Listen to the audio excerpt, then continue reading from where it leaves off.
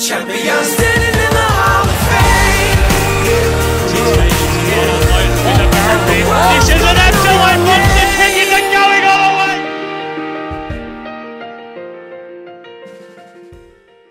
way?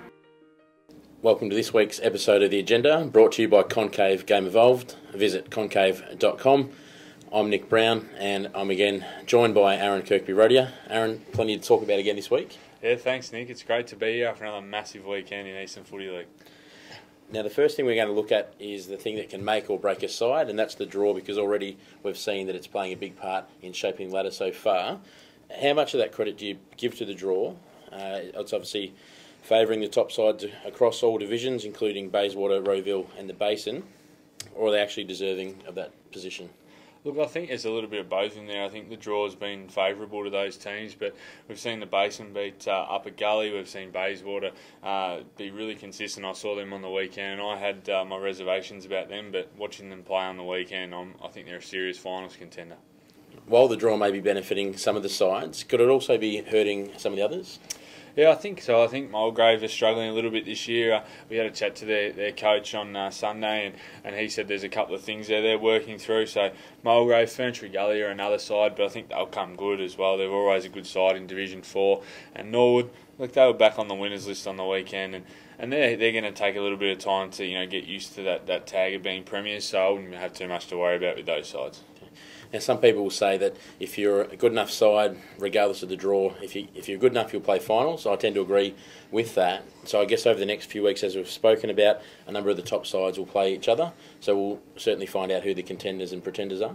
Yeah, I think so. I think that's a great way to look at it, mate. I think there'll be a lot of times too where you'll find that sides like I think Montrose as well. It's tough for them. They had a side last year that won the Division 2 Premiership 2 years ago, came up, made the finals, finished third in Division 1. So it's going to be a bit of expectation with a draw with them. They've got a tough draw in their second year in Division 1. Now, while many people may not be aware, it is actually AFL Community Umpire Round, which, regardless of what some may say, is a very important round in football, because without the umpires, we know that there wouldn't be a game. From someone that's umpired and played, I know that each week I'd be picking to play if I had the choice. You've really got to take your hats off to the umpires, don't you? Yeah, you do. I was someone who umpired when I was a younger kid as well, and look, we appreciate them when they get the decision right, which is most of the time. So, it's going to be a great weekend, and hopefully the fans take it easy on them this weekend. Now, I thought it was brilliant to see that this week the league will have 6 EFL umpires heading out to meet with the players at clubs, just to try and bridge that gap between the players and the umpires. Yeah, look, I think that's important. I think a good thing as well is to get the umpires out there, and the players can understand what their interpretations are like. And I think that's probably an unused tool around leagues in the whole country, is getting the umpires out there to actually show the players how they're going to interpret the game on the weekend. Now, not that we see any of it in the AFL, but we don't want to see it any week, but especially not this week being the AFL Community Umpire Round. But obviously we don't want to see any abuse over the fence from spectators, the umpires, any players arguing with the umpires as well. Oh, that'd be nice. It'd be nice to have that every round, and we understand players and fans get caught in the heat of the moment, but hopefully they keep it to a minimum this weekend, and that'd be nice. And make sure you grab a copy of this weekend's Eastern Footballer on match day, as the umpires do feature heavily in there, so show your support for the umpires as well.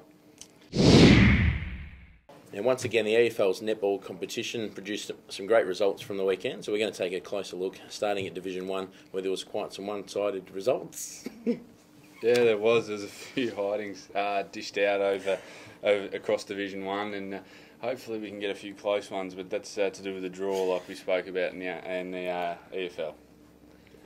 Now, the Eastern Lions are still yet to suffer a loss, sitting on top with a 3-zip record. Will anyone challenge them? Yeah, look, I think they'll be challenged at some point this season, the Eastern Lions, but it's good to see them flying high in Division 1. Okay, now we take a look at Division 2. Now, things are a lot closer there, a lot more even competition. Yeah, there is. Norwood Gold, I believe, are on top by percentage in that, so it's good to see them. But yeah, the ladder's a lot closer, and a few more teams on the same amount of wins and losses through that competition. Now in Division 3, we've got Mooroolbark still undefeated, and at the other end we've got Ferntree Gully yet to register a win. Yeah, Mooroolbark got the job done really well in Division 3 so far. It's been really impressive by them. I wasn't expecting them to be right up there this year, but they've impressed everybody. Now, finally, we look at Division 4. Anything standing out there? Forest Hill on top of the ladder there, Nick. They've only scored 77 points throughout the season, so that's a really low score to be on top. A little bit of Fremantle Dockers like in Division 4 of the netball. It's now time for the EFL TV Plays of the Week, brought to you by Westfield Knox. Here's this week's nominations.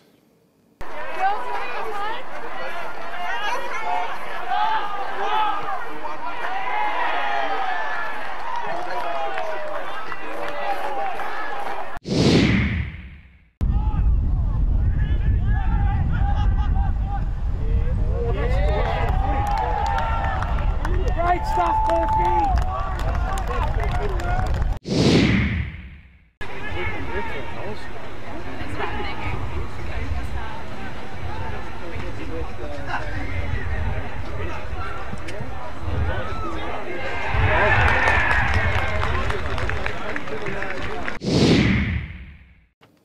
Now, this week's radio match, brought to you by the Pancake Parlour, will be between Rowville and Vermont at Rowville, which promises to be an absolute cracker.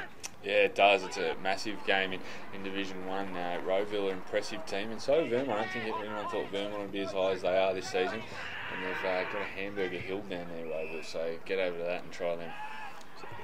Now, also, everyone loves following the EFL action, and to make it easier for you, the EFL has its own app now called the Team app, so make sure you download it and get as many people following it as possible. Now, that's all we have time for this week on the agenda. Join us next week for another action-packed show. Taking the going all the way.